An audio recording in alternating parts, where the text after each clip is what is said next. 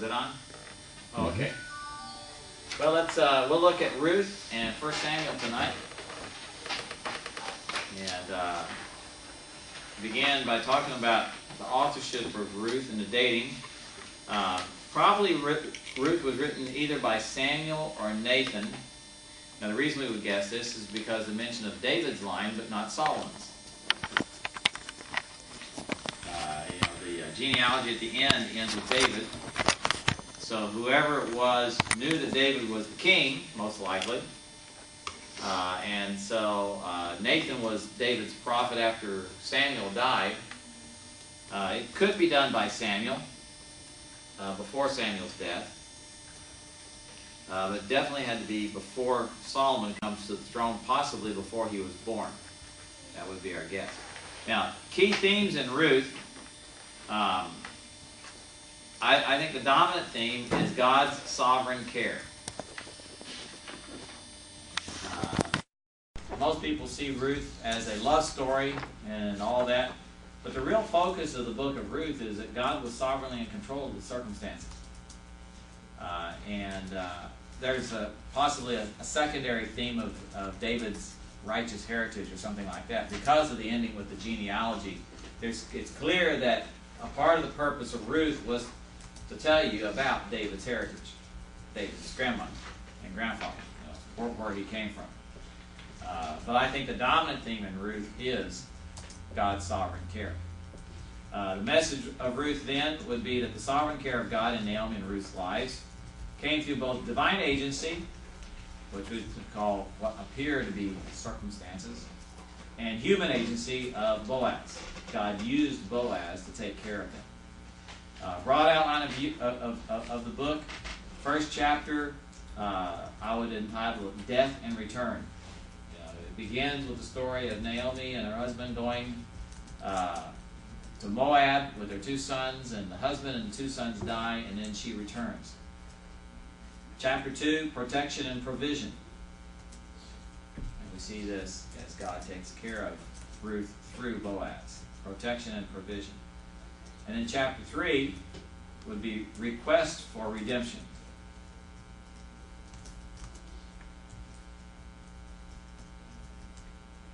And then in chapter 4, the last section would be redemption and blessing. Redemption and blessing. Now, key people in Ruth, of course, is Ruth, Naomi, and Boaz. Those would be the three major players. They're all men and women of character. They're godly individuals. Naomi, even with her complaints against God, is complaining out of faith, not out of disbelief or rebellion. The theological significance of Ruth, of course, is our introduction to the kinsman redeemer. That Boaz in some way is a type of Christ. He fulfills his duties as the kinsman redeemer, and really is a picture in many ways of Jesus' work on our behalf. Now, to be a kinsman redeemer, according to the Mosaic law, 4 things had to be true. Okay, to be a kinsman redeemer, first of all, you had to be a relative. Not anybody could redeem somebody. You had to be a relative. Just as Jesus, in order to be our redeemer, had to be a human being. He had to be connected to us in the same way. Second thing, the kinsman redeemer had to pay the redemption price. We see this in Leviticus chapter 25. In fact, the kinsman redeemer, those two aspects of the kinsman redeemer are talked about in Leviticus chapter 25. So you had to be a relative, you had to pay the price of redemption to be the redeemer. Thirdly, you had to be willing to redeem. And we see this in the book of Ruth. A person who was a kinsman redeemer could choose not to redeem. And the fourth characteristic of a kinsman redeemer, they had to be free themselves. In other words, you couldn't be someone's slave and redeem one of your relatives. You had to be free yourself and able to redeem. And of course, when we think about the person of Christ, he was our relative. He paid the price. He willingly paid the price. And he was free. He didn't have to pay the price. He didn't have to suffer for sin. So he fulfills every aspect of the kinsman redeemer. Now in Ruth, the first chapter, of course, begins with the story of their move to Moab. And you love the names of the two sons, right? Anyone know what their names meant? You know, one's named Mahalan and the other's Chilion.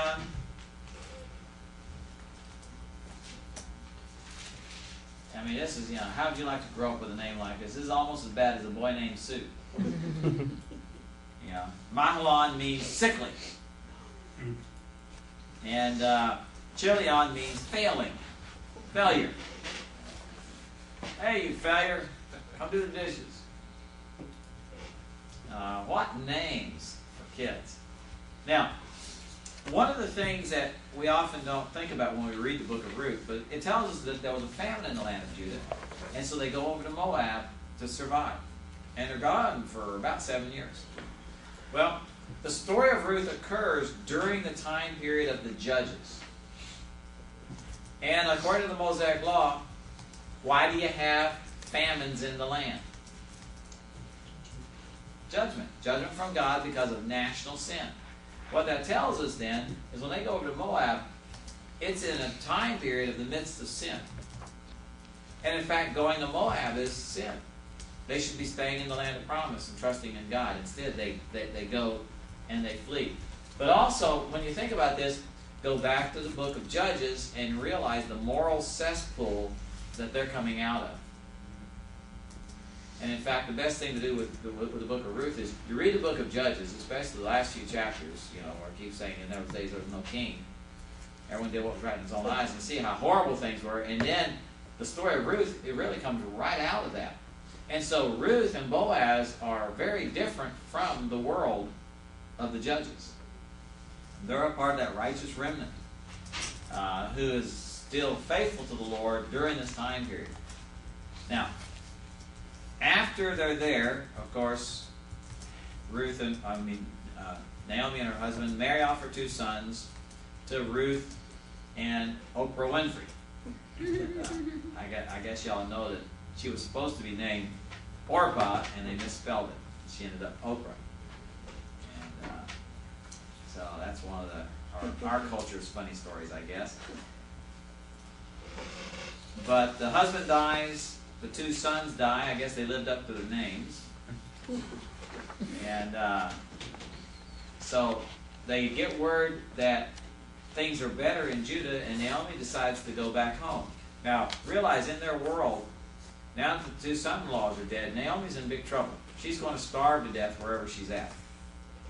Because in their world, if you weren't married as a woman, it was very difficult to be able to work a field by yourself if you didn't have sons who were grown up and could do it for you by then. And of course, a woman wanted to have children. She wanted to have sons. The more sons she could have, the more powerful she was, because they would take care of her in her old age. And they were a labor force. And so big families were valuable because everything was by hand. And it's an agrarian society. So the more kids you had, the better labor force you had. My mother's parents, my grandparents on my mother's side, had it made. They had 10 kids. So, that's a good labor force there. My dad's family only had 8 kids. That was pretty normal. And in their world, of course, a lot of children didn't survive. But the more you had, the better you were. And a woman's worth was measured by her sons. Because, again, they were not just provided heirs, but they were the key labor to success. Daughters were of value, but primarily because of the help they could do in the home and their bartering ability for building relationships with other families and providing wives for them. But they would go build up the other family. So a daughter was a temporary blessing, but she would ultimately go build up some other family, not their own.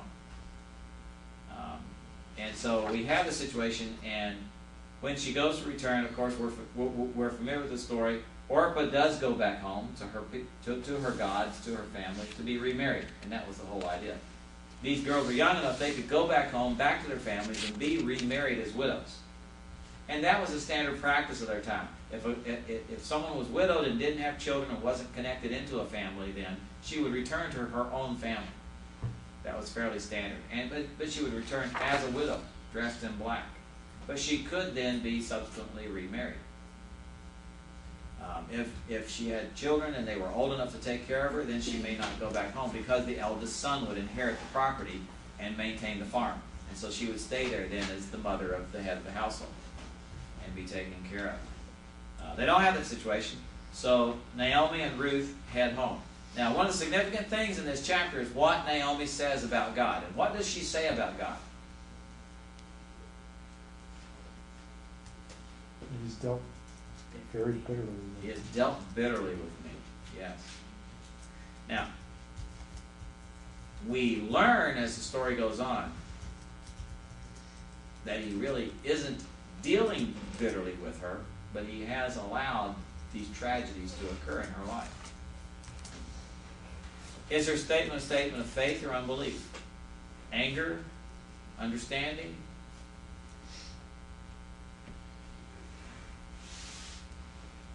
She believes in him, calls him the Almighty. Yeah.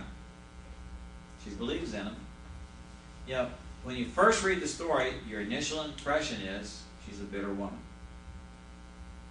But as you work your way through the story, you realize, no, she actually, I think, spoke accurately. God had dealt bitterly with her. Now, she's emotionally distraught when she gets back. She says, don't call me Naomi anymore. Call me Mara. Call me bitter. Because God has dealt bitterly with me. But she's really making a statement about what she sees as her station in life now. And it may not be near the complaint against God as we often make it out to be. You just said that God didn't deal bitterly with her, but rather allowed these things to happen. How do we differentiate, in a sense, between the two? Are you saying that he wasn't dealing bitterly in the sense of wasn't judging her? Right. I would say not judging her and not just being mean to her. Okay. Because normally when you say God has dealt bitterly with me, it's more like God has just dealt me a really lousy hand.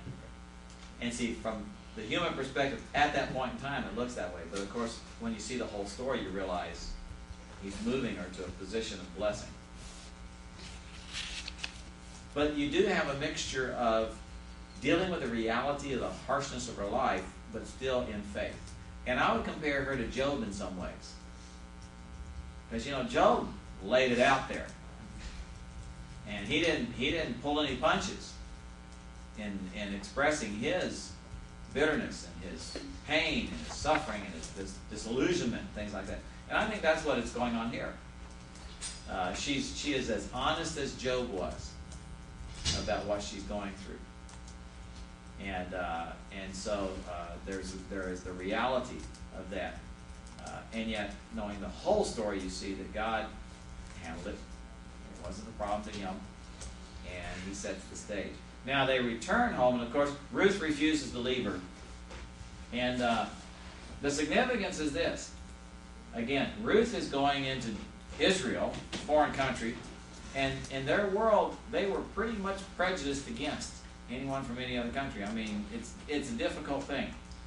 The way that she probably ended up married into this family was that Naomi and her husband bought her. It's very likely that, you know, it could be that they just had some friends and they joined their families together and that kind of stuff. But it's just as likely that they were even bought with a significant dowry or something like that. There's some way to break the cultural barrier. And the Moabites, there were some territorial issues and all that with the Israelites. And there had been this situation of Baal Peor, and so there was some potential bad blood there. But she goes and accompanies her mother-in-law, and one of the things that you have to understand is when she makes a statement, your God will be my God, your country my country, and where you die, I will die. She's not thinking, 20 years from now when you get real old. She's thinking probably in the next 6 months, because they could anticipate starving to death. Because when they get there, unless she can glean enough, they're not going to eat. Because Naomi's fields haven't been planted. and they don't have the strength to plant them, and it's not planting time, it's harvesting time. And so it's very likely that they don't have the financial resources. And Naomi's really gone back home to die. And Ruth knows that when she goes with them. Ruth understands that at best they're going to live in abject poverty. But it's more likely, by the time winter's over, they're going to have either frozen to death or starved to death in the process. But she's not going to let Naomi go die alone. I think that's the real mindset that she has. And that's that's her character. Now, in chapter 2, they get home. And in the first few verses, we're told that she goes on out. She goes to glean to get food for them, and she just happens to wander into Boaz's field. And again, this is one of those divine circumstances. And this is a part of the theme of God's sovereign care, because what you have is it's presented as she just happens to go in there. Now, what is the clue the author gives us that Boaz is a righteous man? As soon as he's on the scene, you know he's a righteous man. The way he greets people. His greeting, that's right. His is the greeting of a righteous man with God's blessing. And that's literally a textual clue that something good is going to happen. And he then finds her and finds out who she is and instructs her to stay with his people and instructs his people to protect her. He becomes, really, he spreads his wings of protection over her from that point on. And notice the other instructions he gives his workers. What are they supposed to do while they're harvesting? Yeah, leave some behind. Be sloppy. Make sure that she goes with a full lap of grain every day, basically is what it was. And remember, for them, that's a big economic loss for him. Now, the Mosaic law said that whenever you harvested your fields, you only went over it once.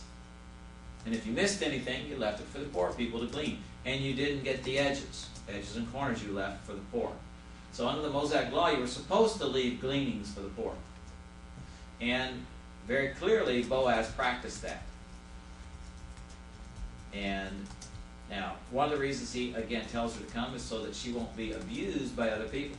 Because being an outsider, having no rights, alone like that, male workers might not hesitate to assault and rape her, because she'd have no legal standing. So she was really risking her life to go out into these fields to try to glean food. Apparently Naomi is old enough that she can't go. It's not the two of them together. It's Ruth by herself. And so he puts her under his protection. When they eat, notice he gives her permission to get the water, has her share the meal with him, even gives her the vinegar mix, the condiments. She's getting to eat the good stuff. So he treats her with great respect and honor. And why does he do it? Why does he say he does it? Because he knows what she's done for Naomi already. He is impressed with her character. Because remember, Bethlehem is a whopping metropolis of probably 100 people. Maybe a couple hundred. It's just a teeny tiny village. Just a few families. Everybody knows everybody. And their houses will all be pretty close together. Everybody, you can hear each other talking during the night, or sneezing, or whatever. It's a little teeny tiny village. It's not a whopping. There may be even a couple of hundred people maybe, but I wouldn't expect it to be a whole lot more than that. And there'd be some more outline, but it wouldn't be a big area. But they would know everything and everybody. And so God provides for Ruth and Naomi through Boaz throughout the different harvests, so they've been taken care of. And Ruth is a hard worker. She does it. And now it's interesting that near the end of the season then, Naomi says, I got to take care of you. You've been taking care of me, I got to take care of you. And guess what? Boaz is a near kinsman. So Naomi comes up with a plan. We are going to solve our problem here. I'm going to take care of you. You've been taking care of me. I'm going to take care of you. You need a husband. And so she has her plans, and she instructs Ruth what to do. Take a bath, clean yourself up so you don't stink too bad, and go to the party. Now, the strategy that you see in the text is she's to go to the party. She's to sort of wait around, see where Boaz is going to sleep, and then uncover his feet. And some interpreters try to make that a deal about some kind of sexual thing. It was not. In their world, a person slept in their clothes. So, the very robe that he wore to the party, he would just simply sleep in. So, in fact, we're told here that when he felt good, that's a euphemism for when he got a buzz on, because along with the celebration came, it came along with drinking wine. But when he began to feel the effects of his drinking, time to go to sleep. So he goes to his pile of grain and lays down at the end of it, guarding it, basically, and goes to sleep. And all he would do is simply lay down there, wrap himself up in his robe, and go to sleep. And the robes are long enough, it would cover the feet and all that. And so Naomi told Ruth, go uncover his feet, because he'll get cold during the night, and he'll wake up, and he'll tell you what to do. So, why? Because Naomi knew what the rules were, and she knew that Boaz knew what the rules were, and she knew the character of Boaz. And she tells Ruth what to say, because she doesn't know what the rules are. And what does she say? She says, spread your wing over me. And that was a request for redemption. It wasn't an invitation to bed, like some have tried to interpret it.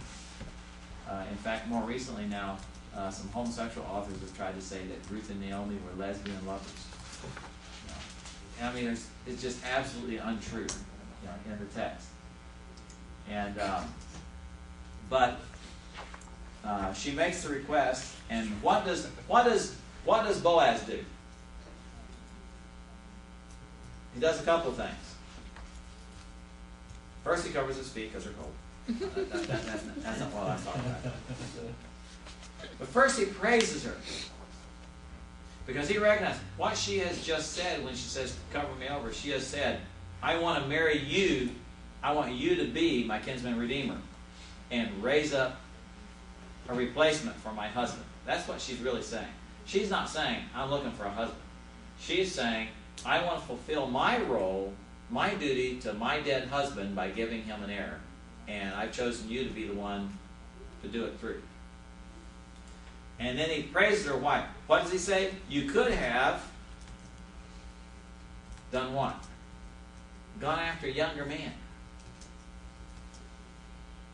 Because you see, he's probably getting pretty old. So what she's really doing is committing herself to widowhood. She's not committing herself to a lifelong marriage.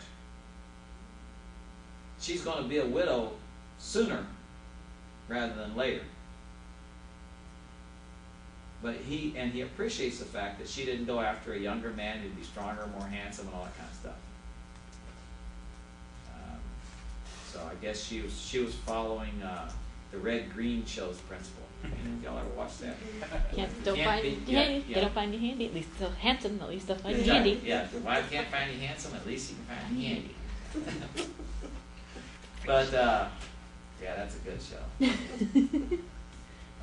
But so she requests that, and notice what he does. First of all, he praises her for coming to him.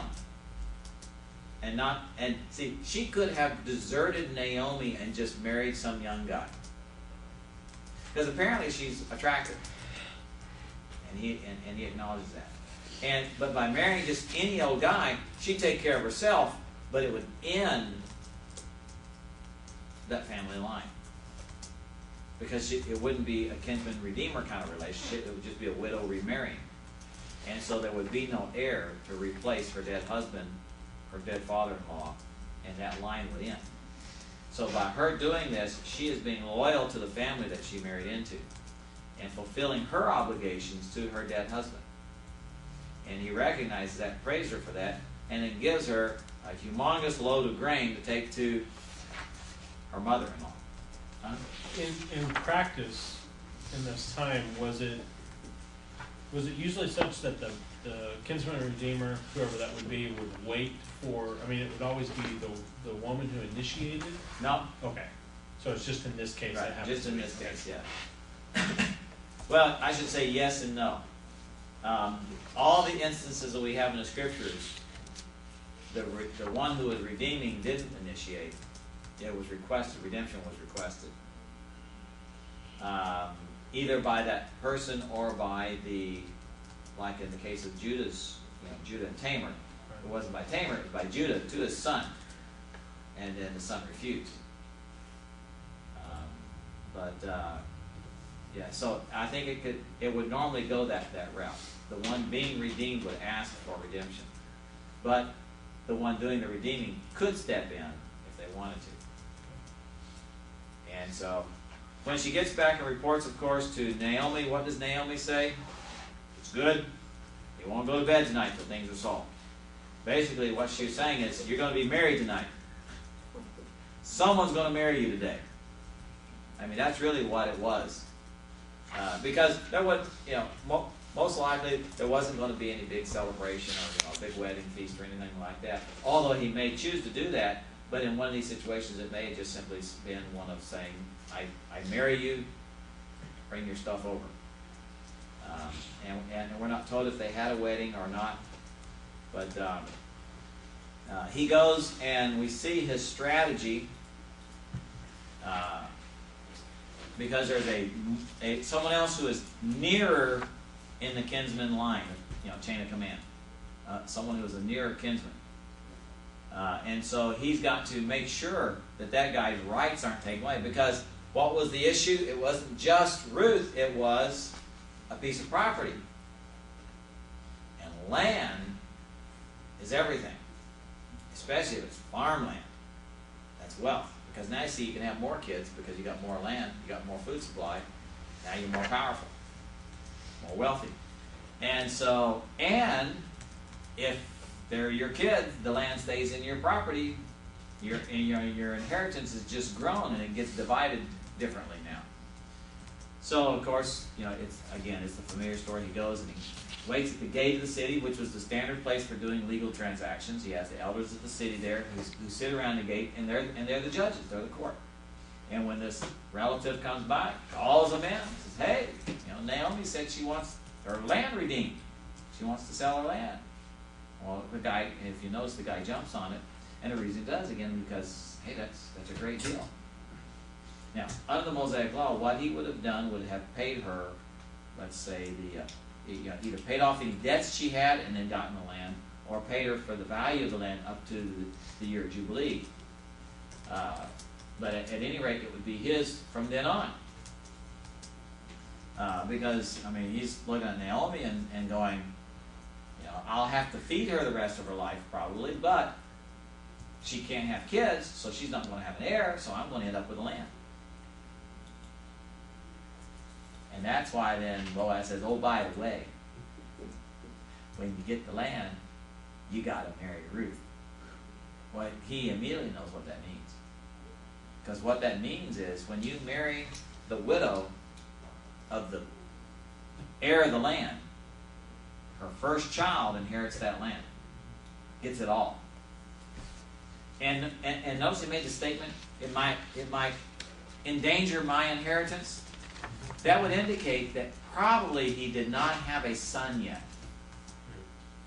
He's married, but they haven't had a child yet. And see, then, the way things work, if Ruth had the first boy, he not only got all of Naomi's property, but he also got firstborn rights to that other property. See, so this guy's got a big risk here. It's not a matter of just sharing. it's not a matter of, well, her son will get one slice. No, her son will get 2 slices of mine plus all that. So it's a losing proposition. So the guy bails out. And he says, you do it. And of course Boaz does. But the important thing to see here is for Boaz, there really wasn't anything to gain. And this is the righteousness of Boaz. It cost him. Because now he's going to have to feed another wife, because he probably already had a wife and kids, but he's going to have to feed not just a wife, but another mother-in-law, and raise up her kids who will inherit the land that he's managing. So it's really all costing him. But being a true kinsman redeemer and a righteous man, he pays the full price willingly. And praises Ruth for taking this route that cost him everything. But God provided for Naomi and Ruth through it. And of course the story ends with the women, when she has her first child, the women tell Naomi, because really what Ruth did was provided a replacement for Naomi's husband. That's what really happened there. Ruth really in essence redeemed Naomi. Or you could say that Boaz redeemed Naomi through Ruth.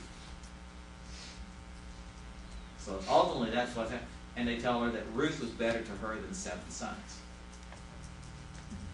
Because of how she took care of them. And of course then the story of Ruth ends then with the genealogy. And we see this is the heritage of King David. What I find fascinating in this, again, it continues by God's design to follow the line of blessing.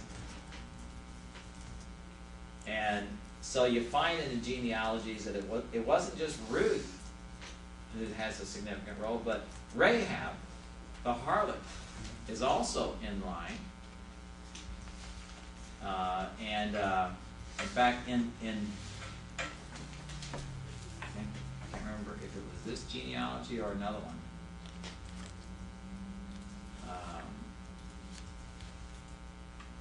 Salmon. Okay, it's Salmon there who begot Boaz. Salmon is the one who married Rahab. So see, this is early on in the time of the Judges. And so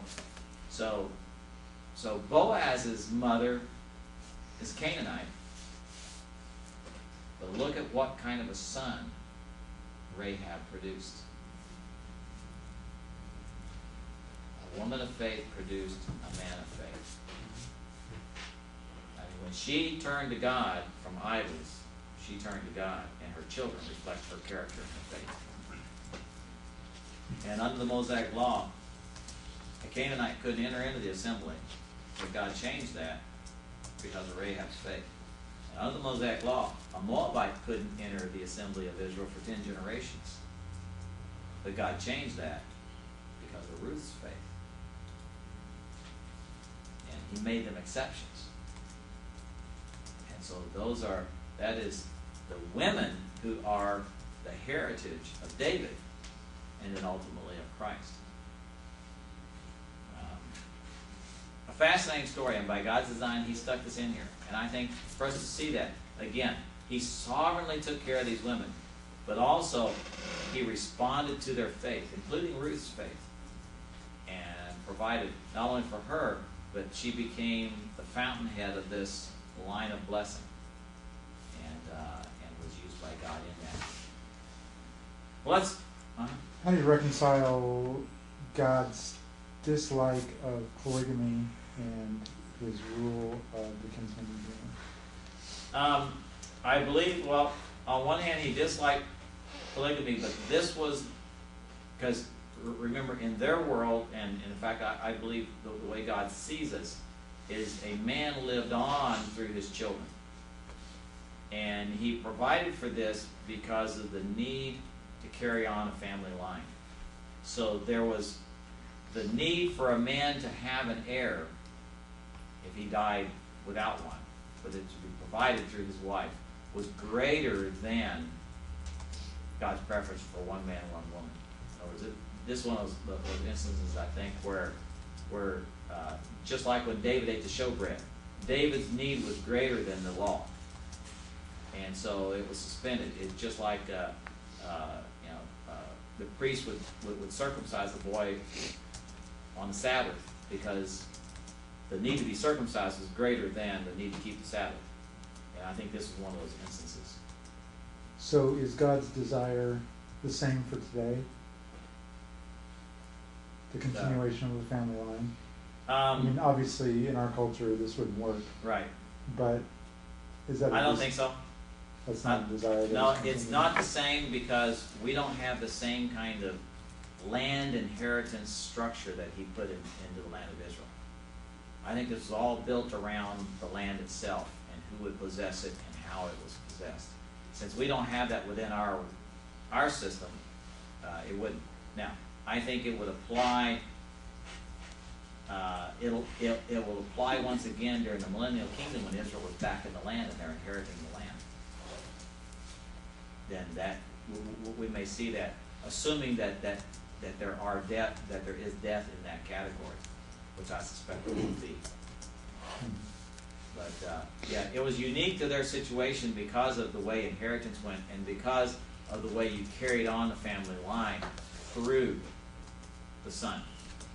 And so you have that substitute to bring back, to reestablish that person's existence. And ultimately a picture of Christ. And ultimately a picture of Christ. That's our reading. Well, it sounds also a foreshadowing or a prophecy of the coming in of the Gentiles. Yeah, that's right. In fact, that's an interesting thing. Even after all the instructions about don't intermarry, don't intermarry, don't intermarry, you see over and over, Gentiles by faith brought in. Yeah. I find it interesting that later on in the Gospels, when Jesus goes up to Tyre and he deals with the Syrophoenician woman who was a Canaanite, that when she cries out to him, Son of David, have mercy on my daughter who's cruelly demon possessed, he said, basically buzz off, calls her a dog, which is a very derogatory term. Because that's what Jews called Gentiles. They didn't consider Gentiles human beings. They considered them on the same level as an unclean dog. And he's not kind to her. But when she, makes a statement that even the little puppies get to eat the crumbs off the children's table, Jesus could not turn back from her faith. Do you not see that as a test of her faith? It probably was. It probably was. And she didn't just persist, but she spoke in faith. And God cannot resist that in a person. I would say it's the one thing that pleases God the greatest, that when someone calls out to him, no matter what their circumstance, no matter what their status, someone who truly calls on the Lord, he will hear. And in fact, there Jesus responded not only by healing her daughter, but going and feeding the 4,000, and we know from the baskets of food gathered, it was 4,000 Gentiles.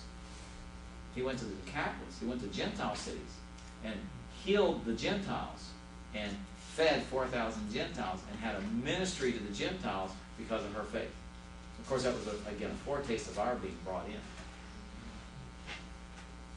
Well, let's look at Samuel. We'll start Samuel here, and then we'll take a break whenever it's time to change the tape out or whatever. Now, did they reinstate this after the captivity? I mean, obviously, in captivity in Babylon, it would cease. They were in captivity. But when they returned with Ezra and Zerubbabel, they reinstated this practice as people began to get land, or how? I would guess they probably still even practiced it in captivity. Yeah, they would have continued to practice it in captivity in order to maintain family lines. Even though there was even no though there land. wasn't land, even though there wasn't land. And in fact, some of the cultures, even today, in the Arab world, they still do practice kinsman redeemer. That if a man is married and dies before having a child, his brother will take his wife as his wife. Of course, again, they're polygamous, so it works out okay. But he will then try to raise up an heir for his brother through that wife. They still do that in the Middle East today. Of course, in the Middle East, it's no problem because, you know, Arabs, Muslims can have multiple wives anyway. I don't know if y'all heard this, but there's the man who holds the record for the most marriages. There's a guy that's been married 201 times now. He's only has 4 wives at a time, but he just trades them out on a regular basis. And at 199, I think he said he was going to quit, but he's found 2 more that he liked. So, just vile. But yeah, this works easier in a polygamous world than it does in a monogamous world. And in fact, we can't do it. And I think it's not, as a New Testament revelation, it's no longer a part of what we should do. Well, Samuel. The book of Samuel, of course, is a single book, but we call it 1st and 2nd Samuel because basically what happened was it's such a long story, they broke the scroll in half so it would fit on 2 scrolls. But Samuel, Kings, and Chronicles were all individual books, but we've divided them into half to make it easier. So the story doesn't end at the end of Samuel, 1 Samuel. It really continues on and all that. Now, author, we don't know who the author is again. In Jewish tradition, they thought maybe Samuel did at least some of it, and the rest was written by either Nathan or Gad, one of the prophets. Whoever wrote it, when it was written, it was recognized as coming from a prophet of God. So I would guess either Nathan or Gad would be your best bet, because they were both guys who ministered past David's reign, past David's death, which is what this book goes to. Now, Samuel was born about 1100 BC. The event opens the book with, and the death of Saul is about 1011 BC, about 90 years later, and that ends the 1 Samuel portion. And of course, David really rules. We always say David ruled from around 1000 BC or whatever, but David, David rules for 40 years. Saul rules for 40 years. Solomon rules for 40 years, and it's about that time period. Probably the book is written sometime between the division of the kingdom in 931 BC and the fall of Samaria in 722 BC. That's the guess that we would make. It has to be written before the fall of Samaria because there's no mention of the fall of Samaria. Ziklag is described as belonging to the kings of Judah to this day. So whenever it was written, there were still kings of Judah. So that would argue for someone before the exile. And so we have all these different things that would indicate it was written fairly close to the time of the last events. So there again, that's why we would think probably Gad or Nathan would be the prophet's writing sometime then in the late 900s. Okay, key theme in Samuel.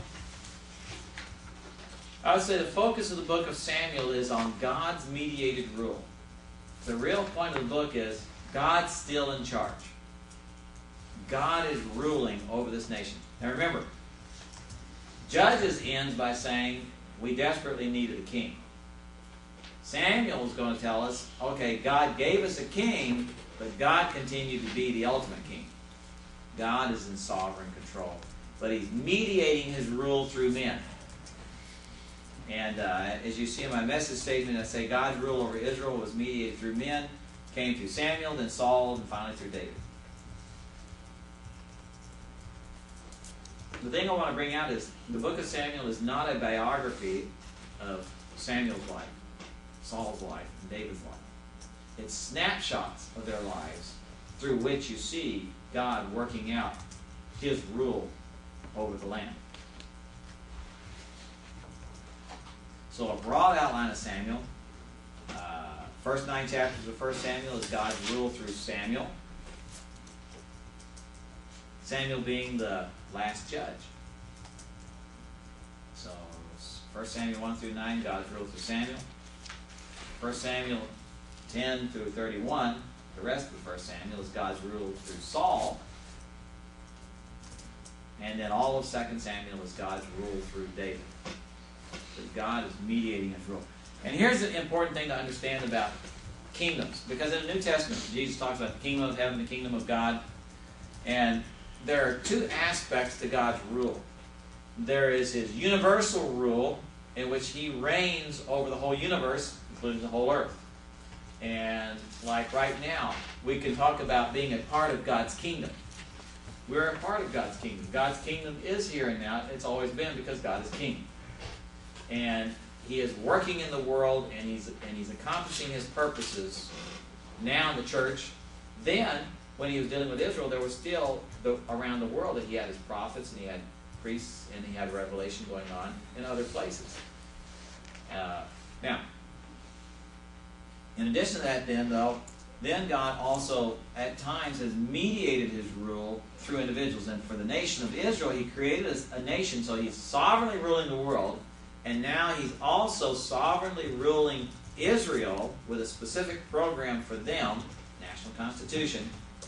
And he mediates that rule through human agency. Originally it was through the priesthood. Well, through Moses, and then the priesthood, and then through judges. And now he's going to change that to be operating not through judges anymore, but now through kings. But his rule over Israel is being worked out through human agency as he rules the whole world within his broader kingdom. So you have a mediated kingdom within a broader kingdom. Now when Jesus comes back and sets up his kingdom, Messiah's kingdom, it will be well, it's not really a mediated kingdom because it's God ruling it. But it will be a divine kingdom in which he will exercise sovereign control over the whole world.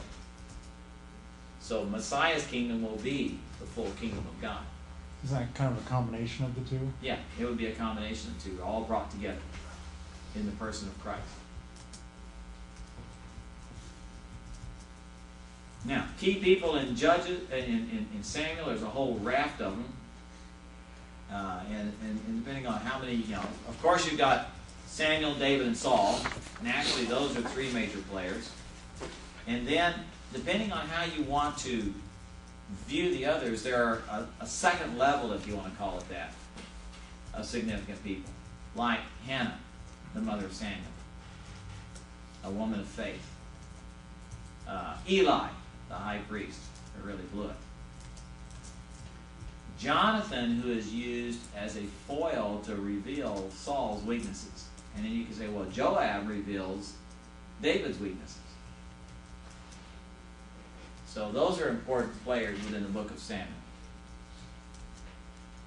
So, not just Samuel, Saul, and David, but now Eli on the negative side, Jonathan on the positive side, Joab on the negative side. And you could say other significant players would be Bathsheba and Absalom because of the roles they played near the end. Now, is Eli a priest or a judge? He's the high priest. Eli was the high priest. I thought it said, no, maybe it just said he judged Israel.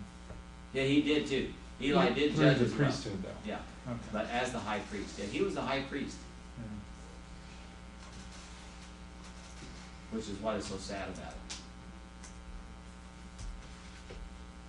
Key events, I believe, in the book of Samuel, of course, is Samuel's call, because that's a turning point for the nation, and it includes the condemnation of Eli's line. Another major event is Saul's sacrifice, because that ends his future. A positive one is God's covenant with David in 2 Samuel chapter 7. Because that guarantees the Davidic line forever. And later on in Kings and Chronicles, you see that the only reason David's line survived was because of the promise made to David. In fact, you have the one instance where when Jehu wipes out Jezebel and all of her descendants, in God's design, Jezebel's daughter, Athaliah, had married into the Davidic family.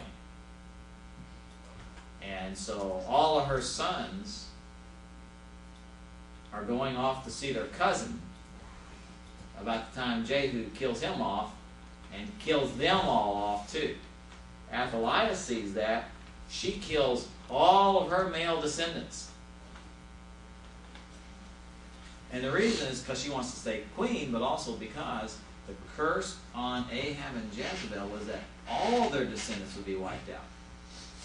And that was on the Davidic side as well as on their side, both Judah and Israel.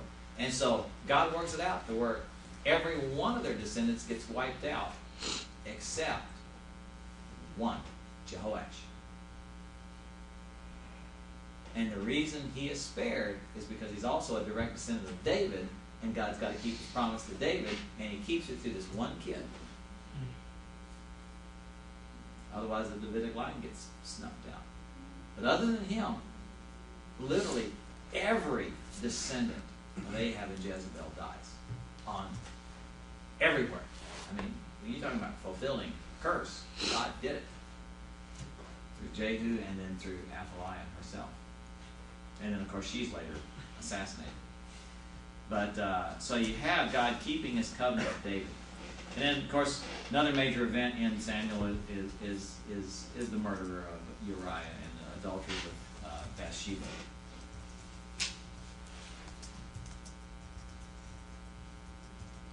Well, let's why